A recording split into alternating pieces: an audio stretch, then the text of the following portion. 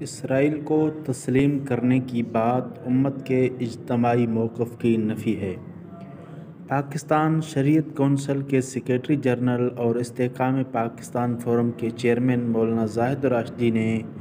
اسرائیل کو تسلیم کرنے کے حوالے سے مولانا محمد خان شیرانی کے بیان پر تبصرہ کرتے ہوئے کہا ہے، موجودہ صورتحال میں اسرائیل کو تسلیم کرنے کا مطلب عالم اسلام کے اجتماعی موقف کی نفی کے ساتھ ساتھ اقوام متحدہ کی قراردادوں سے انحراف بھی ہوگا، اس لیے کہ دو ریاستی نظریے اقوام متحدہ نے پیش کیا تھا جسے تسلیم کرنے سے خود اسرائیل انکاری ہے، بلکہ اقوام متحدہ کی دو ریاستی فارمولے کو مسترد کرتے ہوئے اس نے 1967 میں بیت المقدس سمیت جن عرب علاقوں پر جو قبضہ کر لیا تھا وہ اس سے پیچھے ہٹنے کے لیے بھی تیار نہیں، اور پوری دنیا کے اجتماعی موقف سے الرغم اپنے اقدامات میں انتہائی ہٹ درمی کے ساتھ مسلسل پیش رفت کر رہا ہے۔ اس لیے اسرائیل کی اس ہٹ درمی اور بیت المقدس سمیت دیگر علاقوں پر ناجائز اور غاصبانہ قبضے کے ماحول میں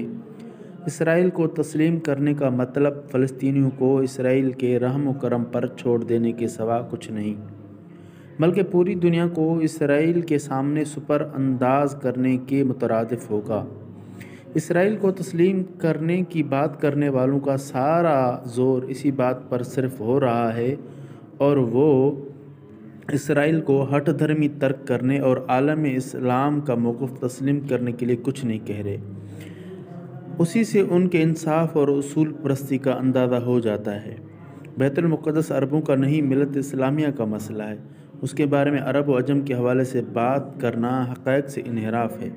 یہ ایک نازک وقت ہے، اس وقت پوری امت کو متحد ہو کر اسرائیلی عزائم کا مقابلہ کرنا ہوگا اور قبلہ اول کا دفاع کرنا ہوگا، لیکن افسوس حضرت شیرانی پر کہ اس نے اچانک اس کے دل کے اندر یہ کیا اٹھا اور وہ کیا کرنے لگے اور اس طرف کیوں جا رہے ہیں۔ تو یہ تمامی اکابر علماء کے درمیان ایک تشویش پائی جا رہی ہے کہ کیا آدمی اپنے اس عہدے پرستی کی وجہ سے اس طرح جماعت میں دراڑیں ڈالنے کے ساتھ ساتھ امت مسلمہ کے موقف پر بھی دراڑ اور چوٹ لگا رہے ہیں۔ جہاں تک ان کو اہم منصب پر ادا کر دیا گیا، کہیں واقعتاً یہ کوئی عالمی سازش کا کھلونا تو نہیں، مختلف سطح کے اس پر اعتراض اٹھائے جا رہے ہیں۔